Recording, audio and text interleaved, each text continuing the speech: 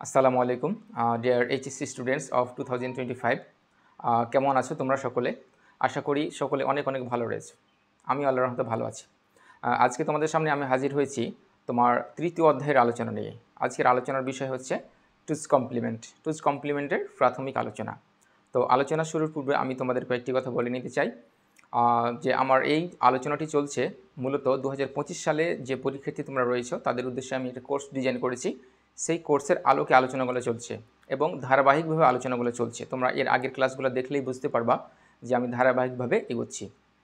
তো তোমরা এই কোর্সটিতে জয়েন করতে পারো। তো জয়েন করার জন্য আমার মোবাইল নাম্বার দেওয়া আছে, সেই নাম্বারে যোগাযোগ করতে পারো। এবং এই কোর্সটি চলবে তোমার 2025 সালে যারা পরীক্ষার্থী রয়েছে জাস্ট পরীক্ষার আইসিটি পরীক্ষার পূর্ব রাত পর্যন্ত তোমাদের এই কোর্সটি চলবে। এখানে শুধু আইসিটি না, এবং তোমাদেরকে আমি ইংরেজির বিষয়গুলো দেখাবো। ফার্স্ট পার্ট সেকেন্ড পার্টের যে গুরুত্বপূর্ণ কৌশলগুলো রয়েছে আমি সেই কৌশলগুলো তোমাদের শেয়ার করব। বিশেষ করে তোমার রাইটিং পার্টের কীভাবে শর্টকাটে লিখতে হবে ইংরেজিতে। তারপর সেকেন্ড পার্টে রয়েছে কি যে মডিফায়ার্স, কানেক্টরস, ন্যারেশন রয়েছে, সিনোনিম অ্যান্টোনিম রয়েছে, প্রিপোজিশন রয়েছে, এই বিষয়গুলো রয়েছে। ফার্স্ট পার্টে রয়েছে তোমার রিয়ারেঞ্জ রয়েছে, স্টোরি রাইটিং রয়েছে, গ্রাফ চার্ট রয়েছে। তো এই বিষয়গুলো নিয়ে আমি তোমাদের ডিটেলস আলোচনা করব এবং কৌশলগুলো কীভাবে ভালোভাবে লেখা যায় এবং শর্টকাটে লেখা যায় সে বিষয়গুলো নিয়ে আমি আলোচনা করব। তো ক্লাসগুলো চলতে আছে, তোমরা সেই ক্লাসগুলো দেখতে থাকো এবং যদি মনে করো যে তুমি যথেষ্ট কিছু পাবা এই কোর্সে ভর্তি হলে, তাহলে তুমি অবশ্যই খুব দ্রুত ভর্তি হয়ে যাবে। তো চলো আমরা আজকের ক্লাসটি শুরু করি। তো গত ক্লাসে আমরা আলোচনা করেছি যে সংখ্যা পদ্ধতির যোগ আর বিয়োগ ম্যানুয়ালি কীভাবে যোগ করতে হয় এবং ক্যালকুলেটর কীভাবে যোগ করতে হয় আমি তোমাদের ডিটেলস জানিয়েছি। আশা করি তোমরা সেই ক্লাসটি বুঝেছো। তো শুধু বুঝলেই হবে না, নিজেকে নোট করতে হবে। যে লেকচারটা দিয়েছি তুমি অবশ্যই খাতায় লিখে নোট করবে। তারপরে তোমার কাজ হলো যে তোমার কাছে যে টেক্সট বুক রয়েছে সেই টেক্সট বুক থেকে আমি যে নিয়মটা শিখিয়েছি সেই নিয়মটা প্রয়োগ করে অন্তত 2 থেকে 3টা অঙ্ক তোমাকে অবশ্যই করতে হবে। ঠিক আছে, বাইনারি 2-3টা অঙ্ক তুমি করবা, তারপর অক্টালের যোগ তুমি করবা, হেক্সাডেসিমালের যোগগুলো করবা 2-3টা অঙ্ক এভাবে। তারপরে বিয়োগ করতে হবে। তো তুমি যদি যোগ আর বিয়োগ যদি একটা একটা করে রেখে দাও তাহলে কিন্তু তুমি পরীক্ষার হলে সেগুলো লিখতে পারবে না। ঠিক আছে, তো অবশ্যই তোমরা বেশি বেশি করে প্র্যাকটিস করবে। আমি যে নিয়ম শিখিয়েছি তোমরা ম্যানুয়ালি চেষ্টা করবে, আর ম্যানুয়ালি যদি না পারো অবশ্যই ক্যালকুলেটরের মাধ্যমে শর্টকাটে চেষ্টা করবে তোমরা। এই হচ্ছে তোমাদের প্রতি উপদেশ, বিশেষ করে তোমাদের হাতে একেবারেই সময় নেই এবং দ্রুত অঙ্কগুলো করবে। তো চলো আমরা আজকের আলোচনা শুরু করি। দেখো, আমি তোমার প্রথমে লিখে রেখেছি যে চিহ্নযুক্ত সংখ্যা। তো মূলত আজকের আলোচনাটা হচ্ছে তোমার টুজ কমপ্লিমেন্ট বা 2-এর পরিপূরকের ব্যবহার নিয়ে, 2-এর পরিপূরকের প্রয়োগ নিয়ে। তোমাদের বইয়ে কি প্রয়োগ রয়েছে সেই বিষয় নিয়ে আমরা আলোচনা করব। 2-এর পরিপূরক বা টুজ কমপ্লিমেন্ট ইংরেজিতে বলা হয়ে থাকে। আচ্ছা, তো দেখো তাহলে আমরা প্রথমে একটা সংজ্ঞা লিখেছি আমি, সেটা সংজ্ঞাটা হচ্ছে যে চিহ্নযুক্ত সংখ্যা।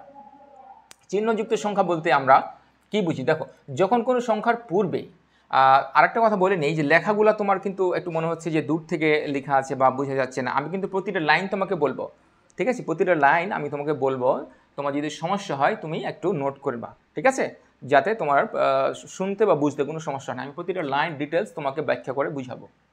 তো দেখো, যখন কোনো সংখ্যার পূর্বে প্লাস অথবা মাইনাস চিহ্ন থাকে তখন তাকে চিহ্নযুক্ত বা সাইন্ড নাম্বার বলে। সাইন্ড নাম্বার বলতে ধরো এখানে 5 লিখেছ, এই 5টা কিন্তু সাইন্ড নাম্বার বা চিহ্নযুক্ত নাম্বার হলো না। তুমি যদি এর পূর্বে মাইনাস দাও অথবা প্লাস দাও তাহলে এটি হলো তোমার চিহ্নযুক্ত সংখ্যা বা সাইন্ড নাম্বার। ওকে, এরপরে চলে এসো। আমি কিন্তু শর্ট নোট করতেছি, ঠিক আছে? শর্ট নোট মানে যতটুকু কম জেনে ভালো রেজাল্ট করা যায় এই টাইপের আমি তোমাদের শেখাচ্ছি, ঠিক আছে? কারণ আমরা অঙ্ক করব, অঙ্ক করার ক্ষেত্রে যে সূত্রগুলো আলোচনা করতে হয়, যখন তোমরা অঙ্ক প্র্যাকটিস করো সূত্র আলোচনা করো, ঠিক তেমনই এগুলো হচ্ছে সূত্র। অঙ্ক যে আমরা শুরু করব তার আগে এগুলো হচ্ছে ফর্মুলা যদি তুমি জেনে থাকো তাহলে তোমার অঙ্কগুলো করতে ভালো লাগবে, বোর্ড কোশ্চেনগুলো সমাধান করতে তোমার ভালো লাগবে। তো চলো দেখো, রেজিস্টার হলো এক ধরনের মেমোরি, ঠিক আছে? এই যে রেজিস্টার হলো এক ধরনের মেমোরি যা ফ্লিপ ফ্লপ দ্বারা গঠিত। তো তোমাকে যদি বলা হয় রেজিস্টার কি, তখন তুমি বলবা যে এক ধরনের মেমোরি যা ফ্লিপ ফ্লপ দ্বারা গঠিত। আচ্ছা, তো ফ্লিপ ফ্লপটা কি? ফ্লিপ ফ্লপটা হচ্ছে তোমার এই যে রেজিস্টার বা মেমোরির একক। একটা ফ্লিপ ফ্লপ একটা বিট ধারণ করতে পারে, ঠিক আছে? এটা যদি একটা ফ্লিপ ফ্লপ হয়, একটা ডিভাইস হয় মনে করো, এটা একটা বিট ধারণ করতে পারে, ঠিক আছে? হয় 0 ধারণ করবে। তাহলে তুমি যদি 2টা ফ্লিপ ফ্লপ পাশাপাশি আঁকো, তাহলে এখানে হয় কি, হয় 1 ধারণ করবে, না হয় 0। এখানেও কি করবে, 1 না হয় 0, মানে যে কোনো একটা বিট ধারণ করতে পারবে, যে কোনো একটা বিট, ঠিক আছে। 0 হলে 0, 1 হলে 1।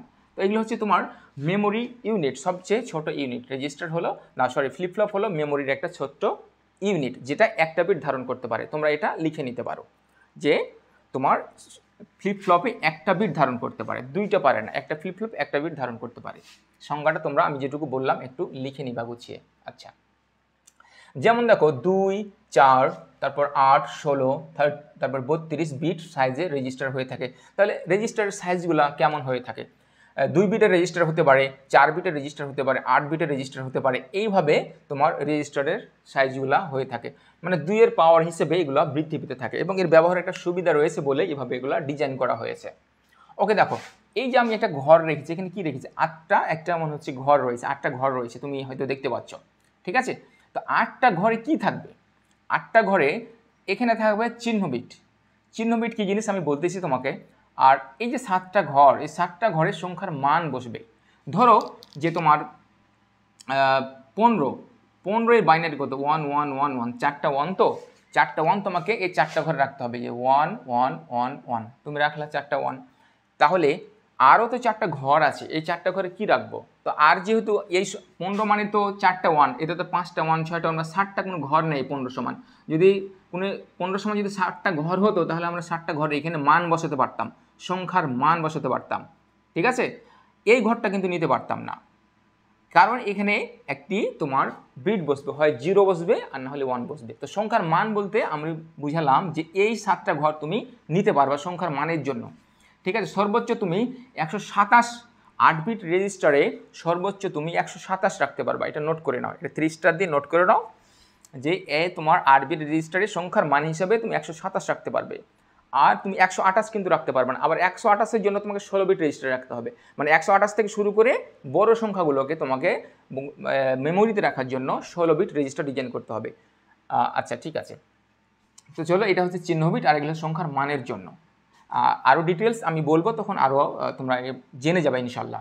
তো দেখো, এটি হলো 8 বিট রেজিস্টার। এই যে এটা হলো 8 বিট একটি রেজিস্টার। আমি কিন্তু এখানে একটা নোট করে রেখে দিয়েছি যে 8 বিট রেজিস্টার দেখতে কেমন হয়, বা আমরা কোন ধরনের রেজিস্টার নিয়ে কাজ করব, যখন রেজিস্টারগুলো আঁকবো তখন কেমন লাগবে দেখতে, সেটা এখানে তুমি বুঝে যাচ্ছ একটা ডাইরেক্ট আলোচনা থেকে। আচ্ছা, দেখো এটি হলো একটি 8 বিট রেজিস্টার। 8 বিট রেজিস্টার 8টি ফ্লিপ ফ্লপ দ্বারা গঠিত। কি বললাম? যে 8 বিট রেজিস্টার 8টি ফ্লিপ ফ্লপ দ্বারা গঠিত। দেখো, রেজিস্টার তোমার মেমোরির ক্ষুদ্রতম একক ফ্লিপ ফ্লপ। এটা একটা ফ্লিপ ফ্লপ, এটা একটা ফ্লিপ ফ্লপ, এটা একটা ফ্লিপ ফ্লপ। তাহলে মেমোরির ক্ষুদ্রতম একক হলো ফ্লিপ ফ্লপ, যেখানে হয় 0 রাখতে পারবো, না হয় 1 রাখতে পারবো। একই সাথে 0 আর 1 আমরা রাখতে পারবো না। আশা করি বুঝতে পেরেছ। দেখো, চিহ্ন বিট এর জায়গায় 0 থাকলে, এই যে এবার নোটটা দেখো, 3 স্টারের নোট এটা, হ্যাঁ, এটা ভালো করে মনে রাখবে। কি, যে চিহ্ন বিটের জায়গায় 0 থাকলে সংখ্যাটি ধনাত্মক। এইখানে যদি 0 থাকে তাহলে সেটি ধনাত্মক বলে পরিগণিত হবে।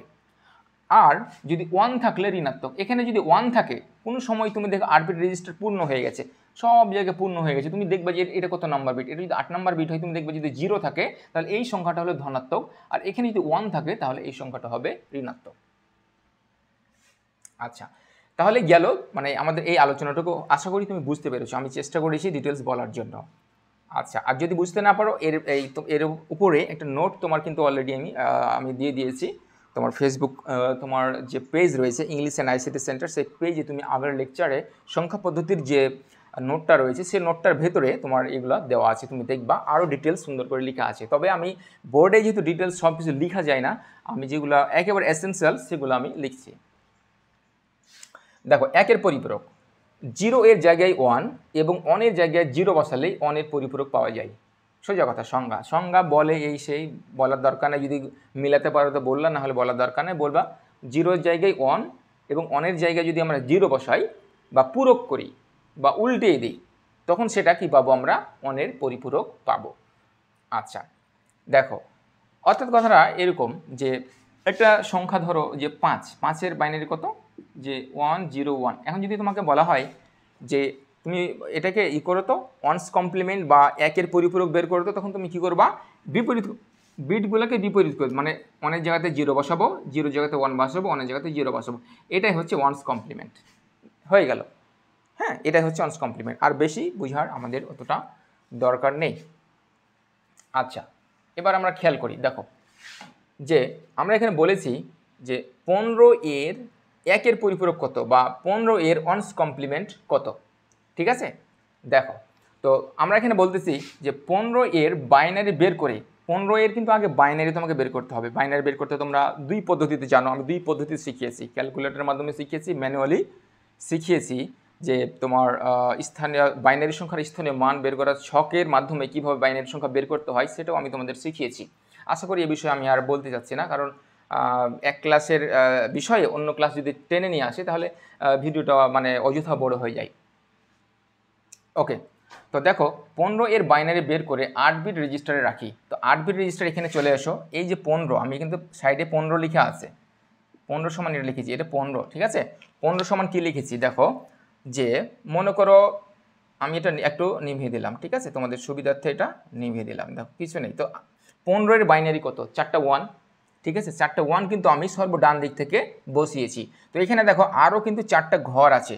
তো এই সংখ্যার মানের জন্য তুমি সর্বোচ্চ কত ঘর নিতে পারবা, 7 ঘর নিতে পারবা, 7 ঘর নিতে পারবা। যদি 8 ঘরের কোনো সংখ্যা তোমাকে দিয়ে দেয় সারে, তখন তুমি কিন্তু এই 8 বিট রেজিস্টার রাখবা না, তুমি 16 বিট রেজিস্টার চলে যাবা, ঠিক আছে।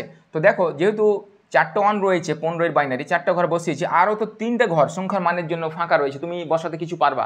তো আমাদের তো আর কিছু নেই যে কিছু বসাবো, তো আমরা ফাঁকা যেহেতু রয়েছে আমরা শূন্য বসে পূরণ করে দেব, এগুলা তোমার শূন্য দিয়ে পূরণ করে দেবো। দেখো যে 0 0 0, ঠিক আছে, পূরণ করে দিয়েছি। এখন তুমি বলো স্যার এই যে তাহলে এই যে এই বিটটা কি, এই যে দেখো কী লেখা আছে এখানে, চিহ্ন বিট। চিহ্ন বিট কি, যদি সংখ্যাটি ধনাত্মক হয় আমাদের 0 বসাতে হবে, ঋণাত্মক হলে 1 বসাতে হবে। তো এই যে 1 1 1 এই সংখ্যাটা তো ধনাত্মক, এখানে ঋণাত্মকের আমরা কিছু এখনও দেখিনি, ঠিক আছে। তো ধনাত্মক সংখ্যা, তাই আমি এখানে একটা 0 দিব। তো এই হয়ে গেল তোমার কি, যে তোমার 15 এর বাইনারিকে আমরা 8 বিট রেজিস্টারে বসালাম। কি বলা আছে এখানে দেখো, যে 15 এর বাইনারি বের করে 8 বিট রেজিস্টারে রাখি। তো 8 বিট রেজিস্টারে আমরা এই তোমার 15কে রেখে দিয়েছি। তো আমরা কেন রেখেছি, এর ওয়ান্স কমপ্লিমেন্ট বের করব, এই জন্য এটার প্রথম ধাপ যে তোমাকে ডিজাইন করে এভাবে রেখে দিতে হবে। এখন তুমি কি করবা, এর ওয়ান্স কমপ্লিমেন্ট বের করবা। ওয়ান্স কমপ্লিমেন্টের নিয়ম কি, যে বিটগুলোকে যদি আমরা উল্টিয়ে দেই বা পূরক করি, বা অনেক জায়গাতে 0 করি, 0 জায়গাতে 1 বসাই, তাহলে আমাদের ওয়ান্স কমপ্লিমেন্ট হয়ে যাবে। তাহলে দেখো 0 আছে 1 দিয়েছি, 0 আছে 1 দিয়েছি, 0 আছে 1 দিয়েছি, 0 আছে 1 দিয়েছি, 1 আছে 0 দিয়েছি, 1 আছে 0 দিয়েছি, 1 আছে 0 দিয়েছি, 1 আছে 0 দিয়েছি, আমাদের ওয়ান্স কমপ্লিমেন্টের কাজ শেষ। ওকে, ঠিক আছে, আশা করি ওয়ান্স কমপ্লিমেন্ট বিষয়টা কি বুঝতে পেরেছো। এখন দেখো 2 এর পরিপূরক বা টুজ কমপ্লিমেন্ট, আমরা তো ওয়ান্স কমপ্লিমেন্ট শিখে গেলাম, এখন শিখবো যে টুজ কমপ্লিমেন্ট বা 2 এর পরিপূরক কাকে বলে।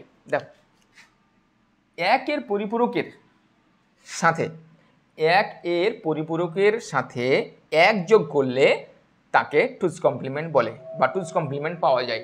যদি তুমি 1 এর পরিপূরকের সাথে 1 যোগ করো, তাহলে তুমি টুজ কমপ্লিমেন্ট পেয়ে যাবে। তো দেখো এই যে এটা আমরা ওয়ান্স কমপ্লিমেন্ট পেয়েছি কার, তোমার 15 এর ওয়ান্স কমপ্লিমেন্ট পেয়েছি, ঠিক আছে, এটা হচ্ছে 15 এর ওয়ান্স কমপ্লিমেন্ট।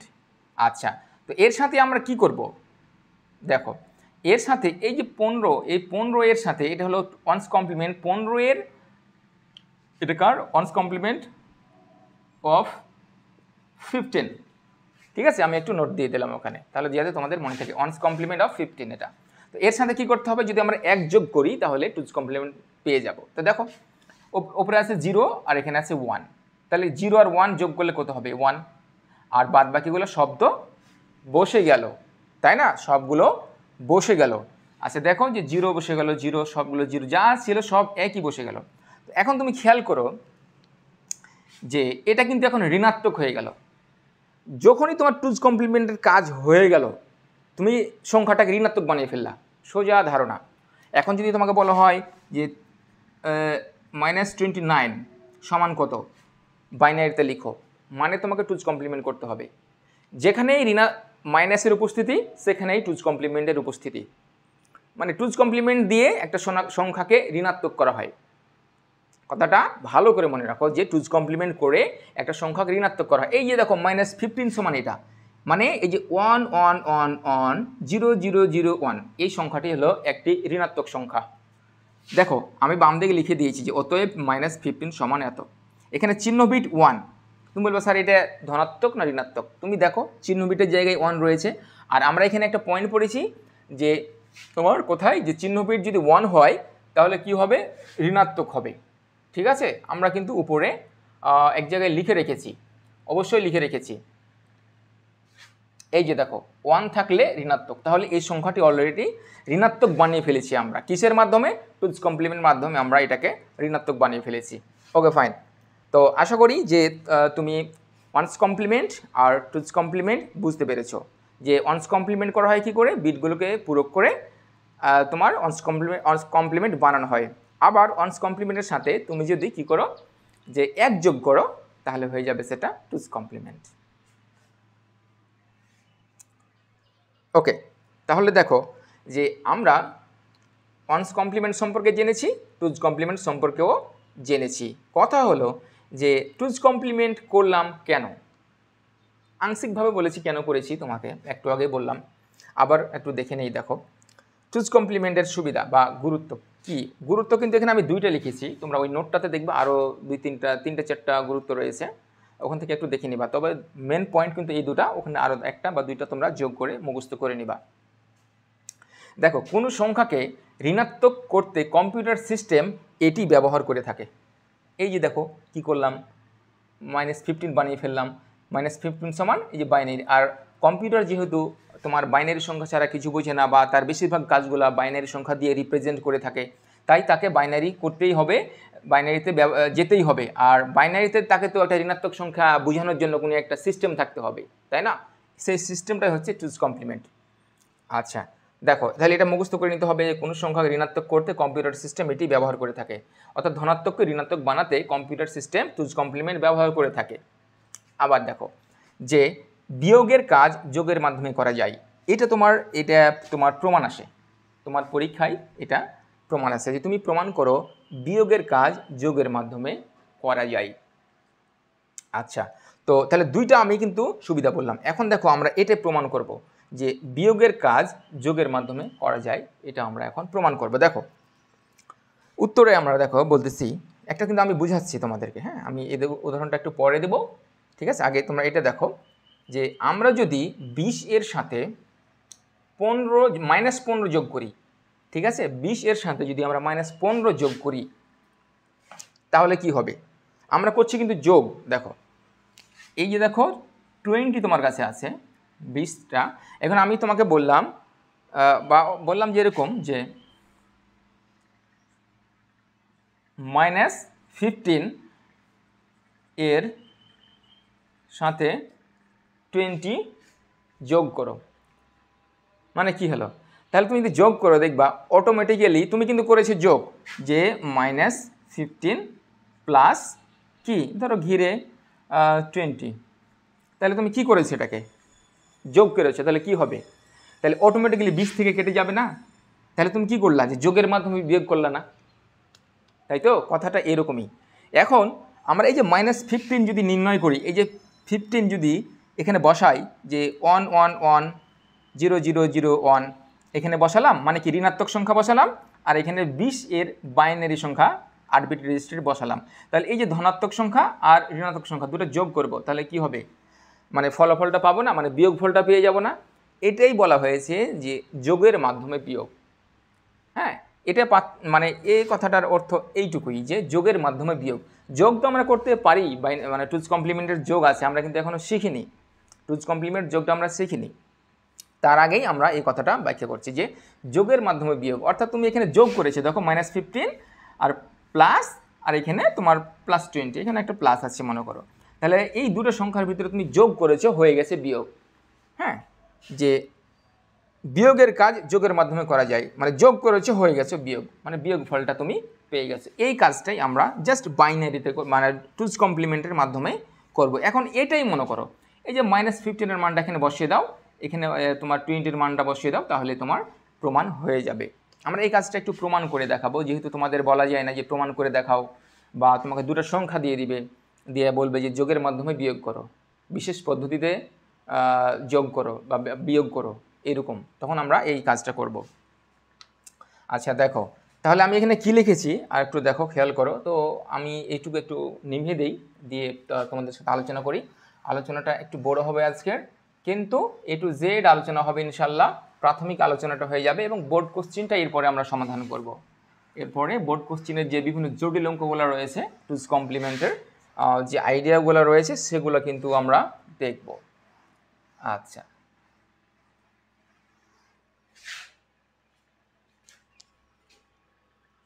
ঠিক আছে। তো আমরা এখানে একটা ওই সিরিজটা লিখে রাখি, 1 2 4 8 16 32 64, আর ওইদিকে যাবে, ঠিক আছে। আচ্ছা, তো 1-এর তোমার 15-এর বাইনারি কত বের করেছিলাম আমরা? 1 1 1 1, 4টা 1 ছিল এখানে, ঠিক আছে, এখানে 4টা 1 ছিল। ওকে, আর এখানে ওয়ান্স কমপ্লিমেন্ট আমরা বসিয়েছিলাম, তো ওয়ান্স কমপ্লিমেন্ট আমরা বের করি। তো 15-এর ওয়ান্স কমপ্লিমেন্ট কত হবে? 15-এর যদি হয় তাহলে এখানে 0, হ্যাঁ, তারপরে 1 1 1 1, ঠিক আছে, এটা তোমার প্রকৃত মান, এটা হচ্ছে প্রকৃত মান। আচ্ছা, এখন আমরা এটাকে ওয়ান্স কমপ্লিমেন্ট করবো, তাহলে 1 1 1 1 0 0 0 0, এটা হচ্ছে তোমার ওয়ান্স কমপ্লিমেন্ট। ওকে, এটা হচ্ছে ওয়ান্স কমপ্লিমেন্ট। আর কি হবে টুজ কমপ্লিমেন্ট? কি হবে যে আমরা এখানে শুধু 1 যোগ করব, এই যে প্লাস 1। এখন তুমি এই 1-এর সাথে এই 1 যুক্ত করে দিও না, ঠিক আছে, এই যে ওয়ান্স কমপ্লিমেন্টের সাথে 1 যোগ করতে হবে, ওয়ান্স কমপ্লিমেন্টের সাথে 1 যোগ করতে হবে। তাহলে দেখো 0 সাথে 1 যোগ করলে 1 হয়, এই জিরোগুলা 3টে 0 বসে গেল, 4টা 1 বসে যাবে, 1 2 3 4, এটা হয়ে গেল আমাদের কি টুজ কমপ্লিমেন্ট। ওকে, এটা হয়ে গেল টুজ কমপ্লিমেন্ট। ওকে, টুজ কমপ্লিমেন্ট আমরা পেয়ে গেছি। তো আমরা এখন দেখো এই কথাটা এখন লিখব যে অঙ্কটা এখন শুরু হচ্ছে এখান থেকে, 20-এর বাইনারি করে 8 বিট রেজিস্টারে রাখি। চলো আমরা 20-এর বাইনারি বের করব। ওকে, বের করো তো এখান থেকে, তোমরা দেখো তো না, ক্যালকুলেটরে ব্যবহার করবা। কোন কোন সংখ্যা যোগ করলে 20 হয়? দেখো এই যে 16 আর 4-এ 20, এই দুটো সংখ্যা যোগ করলে 20 হয়, এই জন্য তার নিচে 1 দিলাম, আর বাদ বাকিগুলো 0 দিলে আমাদের 20-এর বাইনারি বের হয়ে গেল।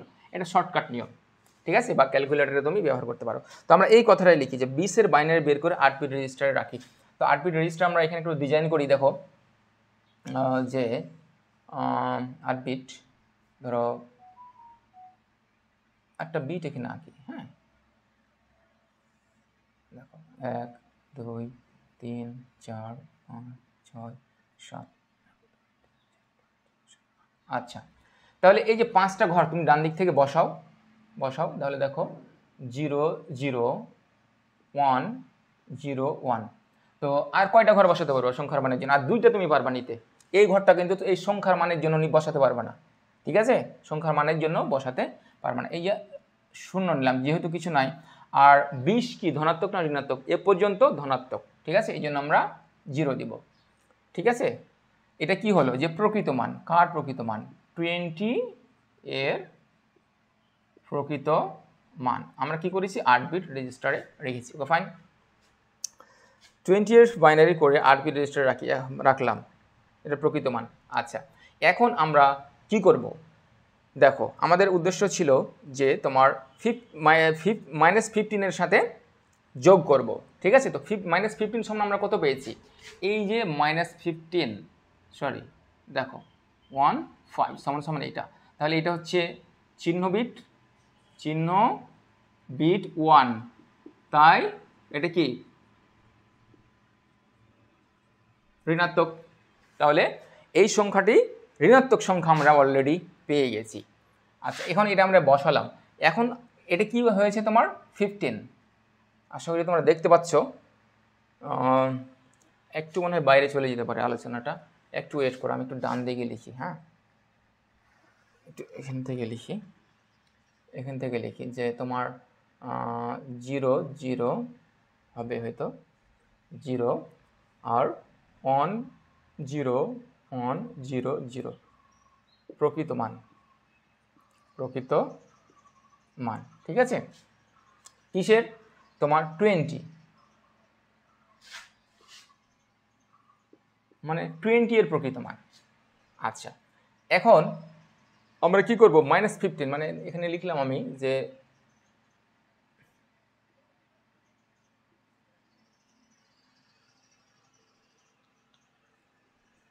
সরি একটু কিছু মনে করো না, যদি দেখতে না পাও ঝামেলা হবে। তাহলে 1 0 1 0 0 এটা হচ্ছে 20 সমান এটা প্রকৃত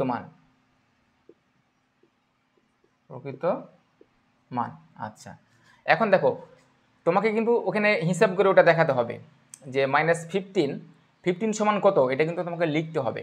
ঠিক আছে, মানে কি যে আমি যে ওখানে লিখে রেখেছি আমি এখানে এসে লিখছি না তা না, তোমাকে এখানে ধরো আচ্ছা আমি তোমাকে বের মানে সুন্দর করে অঙ্কটা করে এটা প্রমাণ করে তোমাকে দেখিয়ে দিচ্ছি। তাহলে দেখো যে 15 সমান হবে কত, যে 0 0 0 0 1 1 1 1, এটা হচ্ছে প্রকৃত মান। ওকে, এখন এটাকে আমরা ওয়ান্স কমপ্লিমেন্ট করব, তাহলে 1 1 1 1 0 0 0 0 কি পেয়েছি, ওয়ান্স কমপ্লিমেন্ট বা 2 এর কমপ্লিমেন্ট বা 2 এর পরিপূরক আমরা সরি 1 এর পরিপূরক আমরা পেয়েছি। এখন এর সাথে কি করব, 1 যদি যোগ করি তাহলে আমরা কি পেয়ে যাব, যে তোমার 2 এর পরিপূরক পেয়ে যাব। তাহলে 1 নেমে গেল, 0 0 0 1 1 1 1, এটা হচ্ছে তোমার যে 2's কমপ্লিমেন্ট বা 2 এর পরিপূরক। ওকে, আশা করি বুঝতে পারছো। তাহলে এটা কি, এটা যে তোমার ঋণাত্মক একটি সংখ্যা, মানে এটা হচ্ছে -15 সমান এটা। আচ্ছা এটা হচ্ছে -15, তো এখন আমরা 20 বসাবো এখানে। দেখো 20 সমান আমরা কত বেশি প্রকৃত মান, দেখো কয়টা রয়েছে, 3টে শূন্য রয়েছে, 1 2 3 আর 1 0 1 0 0। ওকে, দেখো আমি তোমাদেরকে সুন্দর করে হিসাব করে দেখিয়ে দিচ্ছি এবং প্রমাণ করছি যে করব যোগ হয়ে যাবে বিয়োগ। ঠিক আছে, আচ্ছা এখন দেখো যে আমরা দশমিকের হিসাবটা তুমি করে ফেলো, যে তুমি যদি 20 আর মানে -15 আর 20 -15 অ্যান্ড 20 যদি যোগ করো তাহলে কত পাবা, 5 পাবা। তাহলে তুমি এখানে 5 লিখে দাও। আচ্ছা এখন আমরা যদি ডান দিকে এটা যোগ করব, আমরা তো যোগ করতে শিখেছি, এখন ডান দিকে যোগ করার পর যদি আমরা 5 পাই তাহলে দেখো আমরা বলতে পারবো যে হ্যাঁ আমরা যোগ করলাম হয়ে গেল বিয়োগ। ঠিক আছে, যোগ করলাম হয়ে গেল বিয়োগ। তাহলে তুমি যোগ করো, দেখো 5 এখানে সরাসরি চলে আসলো, 0 নেমে আসলো। ঠিক আছে, আবার দেখো কি হলো, যে 0 আর 1 তুমি যোগ করলে কি হবে, 1 হবে, এই 1টা এখানে তুমি দিয়ে দিলা। 0 আর 0 যোগ করলে কি হবে, 0 হবে।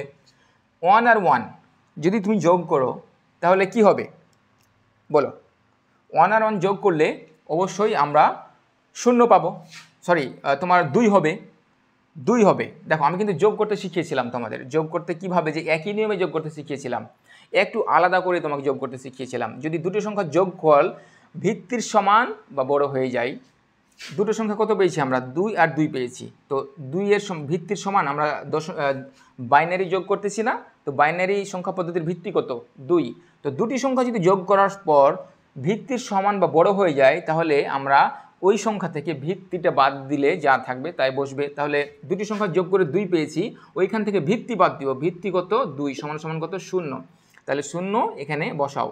ঠিক আছে, তুমি একবার ভিত্তি বাদ দিয়েছো, এই জন্য তোমার হাতে আছে এখন 1 আছে, তোমার হাতে আছে 1। ওকে, আবার দেখো তাহলে 1 তোমার হাতে অলরেডি কিন্তু আছে, তাহলে এই 1 আর এই 1 যদি যোগ করো তাহলে কত হলো, আবার 2 হলো, এবং তার সাথে 0 যোগ করলে 2 থাকবে, অর্থাৎ তুমি আবার 2 পেয়েছো, অর্থাৎ ভিত্তির সমান হয়ে গেছে দুটো সংখ্যার যোগফল। তাহলে আমরা কি করব, এখান থেকে ভিত্তিটা বাদ দিব, ভিত্তিটা বাদ দাও, 2 সমান সমান কত হবে 0, তাহলে এখানে 0 বসাও তুমি। হ্যাঁ, যেহেতু তুমি ভিত্তি একবার বা আবার বাদ দিয়েছো, তোমার হাতে আবার কিন্তু এই একটা থেকে গেল, এই 1 থেকে গেল, তাহলে এই 1 যদি তোমার হাতে থাকে আর এই 1 কত হলো, তাহলে 2, আবার কেস একই, ভিত্তির সমান হয়ে গেল, তাহলে আবার 2 বাদ দিতে হবে, 2 থেকে 2 বাদ দিলে হবে 0, তাহলে তুমি এখানে আবার 0 দাও। দেখো আবার কি হবে যে আবার তুমি যেহেতু বাদ দিলা ভিত্তি, হ্যাঁ এই সংখ্যা থেকে ভিত্তি বাদ দিয়েছো, আবার তোমার হাতে 1 আছে, ওপরের একটা কিন্তু এখনও আছে, ওই 1-এর সাথে এই 1টা তুমি যোগ করলে আবার 2 হচ্ছে, তাহলে 2 থেকে ভিত্তির সমান হয়ে গেল। ভিত্তির সমান হয়ে গেলে তোমার কি করতে হবে, ভিত্তিটা বাদ দিতে হবে, সমান বা বেশি হলে।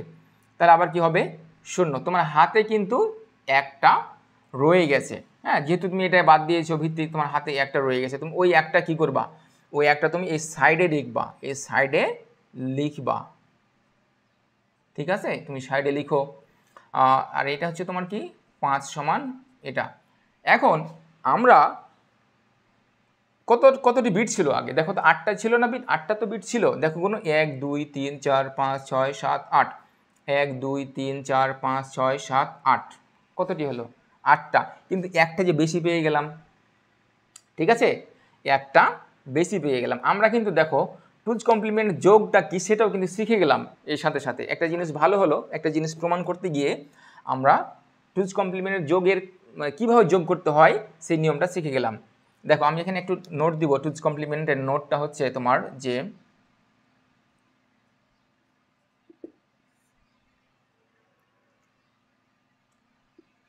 টুজ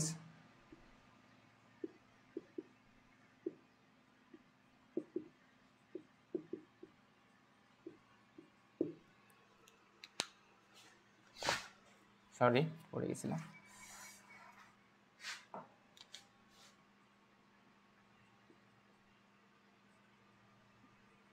ক্যারি বা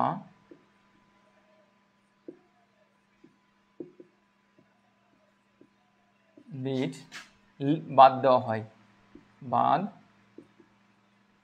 দেওয়া হয়, লেখা হয় না, ঠিক আছে। আমি কথাটা কি বললাম দেখো, তুমি যখন উত্তরটা লিখবে, এই অঙ্কটার উত্তরটা যখন লিখবে, টুজ কমপ্লিমেন্ট এর যোগের ক্ষেত্রে আমরা কিন্তু যোগটা শিখে গেলাম। টুজ কমপ্লিমেন্টের যোগের একটা নিয়ম আছে, মানে বাইনারি যোগের মতোই কিন্তু একটা নিয়ম আছে, একটু নিয়ম আলাদা, সেটা হচ্ছে দেখো টুজ কমপ্লিমেন্ট এর যোগের ক্ষেত্রে ক্যারি, এই যে ক্যারি মানে কি, হাতে থাকা বা অতিরিক্ত বিট বা হাতে থাকা, ক্যারি বিট বা অতিরিক্ত বিট কি হয়, বাদ দেওয়া হয়, মানে কেটে ফেলে দেওয়া হয়, এটাকে বাদ দেওয়া হয়, ঠিক আছে, যা বা লেখা হয় না। তাহলে এখানে আমরা এই নোটটা আশা করি তোমরা লিখবা। তো এটা কি, এটা হচ্ছে তোমার এই যে, হ্যাঁ এটা হচ্ছে ক্যারি, ক্যারি বিট, এটা যা বাদ দেওয়া হয়, ক্যারি বিটটা বাদ দেওয়া হয়। তারপরে আরও ঘটনা আছে দেখো, আর এটা হচ্ছে চিহ্ন, চিহ্ন বিট, ওকে, এটা হচ্ছে চিহ্ন বিট, এটা হচ্ছে ক্যারি বিট আর এটা হচ্ছে চিহ্ন বিট, ঠিক আছে।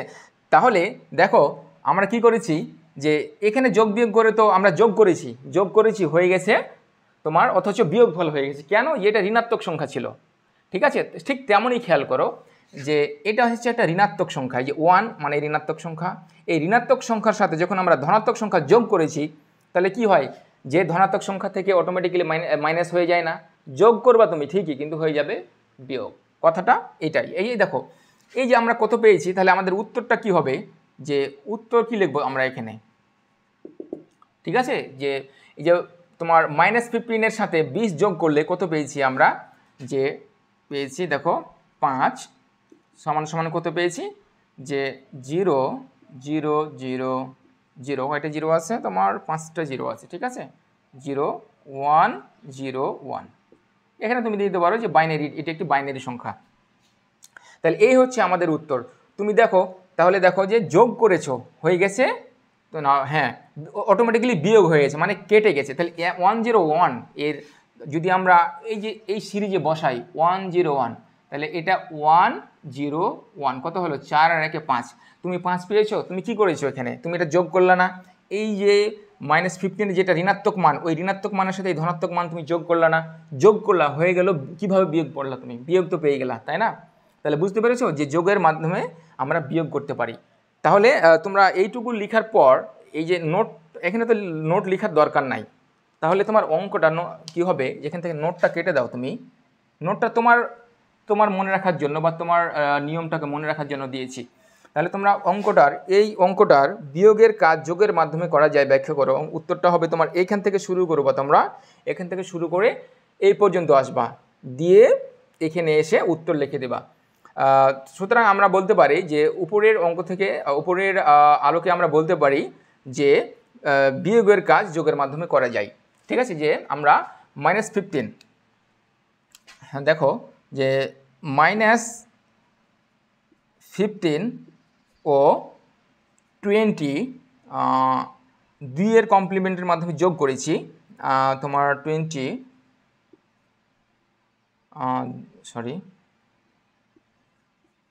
2 এর পরিপূরকের মাধ্যমে যোগ করেছি। ঠিক আছে, হ্যাঁ হয়ে গেছে বিয়োগ, অর্থাৎ যোগ করেছি কিন্তু ফলাফল আমরা কিন্তু বিয়োগের ফলাফল পেয়েছি, কিন্তু বিয়োগফল পেয়েছি,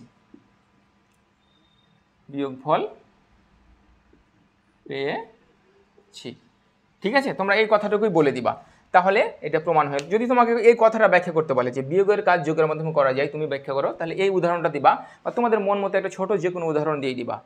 ঠিক আছে, অথবা যদি তোমার প্রশ্নে দেওয়া থাকে দুটো সংখ্যা দেওয়া থাকে, ওই দুটো সংখ্যাকে যেটা ঋণাত্মক সংখ্যা ওটাকে টুজ কমপ্লিমেন্ট করবে, টুজ কমপ্লিমেন্ট করে তো একটা ঋণাত্মক মান পাবা, মানে 1 পাবা, 1 এই যে এরকম একটা মান পাবা, এখানে 1 থাকবে, ওই 1-এর সাথে তোমার যে ধনাত্মক যে সংখ্যাটা থাকবে সেটা যোগ করবা, যোগ করে তুমি দেখবা যে এই যে এটা যে সংখ্যা এটার সমতুল্য বাইনারি সংখ্যা তুমি ডান দিকে পেয়েছো কিনা। যদি পেয়ে থাকো তুমি কথাটা বলে দিবা যে আমরা এর সাথে এত যোগ করে এর বিয়োগফলটা পেয়েছি। সুতরাং আমরা বলতে পারি যে যোগের মাধ্যমে বিয়োগ করা যায়। That's it.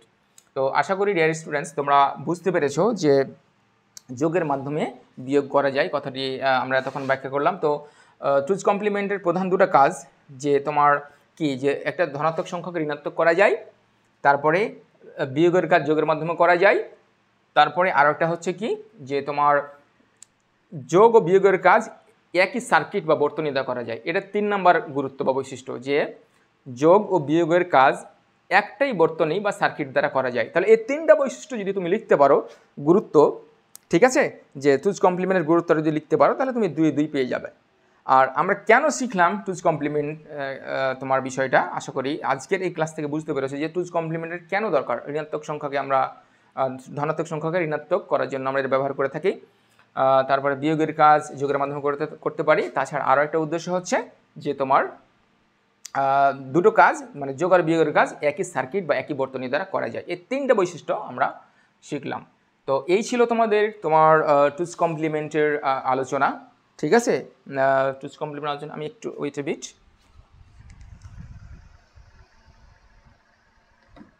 আচ্ছা, তো আরও একটু আলোচনা আমার দীর্ঘায়িত করার দরকার ছিল, যে তোমার যোগ, টুজ কমপ্লিমেন্টের যোগ আর টুজ কমপ্লিমেন্টের বিয়োগ একটু বিস্তারিত আলোচনা তোমাদের দরকার আছে। তো প্রাথমিক আলোচনাটুকু করেছি যে যোগের একটা বৈশিষ্ট্য বললাম যে নোটটা, সেটা তো আমরা যোগ আর বিয়োগ একটু দেখব। ঠিক আছে, যাতে তোমাদের কনসেপ্টটা আরও ক্লিয়ার হয়, যাতে কোনো মানে ভয়ভীতি না থাকে টুজ কমপ্লিমেন্ট নিয়ে, টুজ কমপ্লিমেন্টের যোগ নিয়ে, টুজ কমপ্লিমেন্টের বিয়োগ নিয়ে, তোমাদের ভিতরে যাতে কোনো শঙ্কা না থাকে, এই জন্য আমরা বিস্তারিত একটু দেখব। ঠিক আছে, তো আমরা চলো আমরা এখন যোগ শিখব।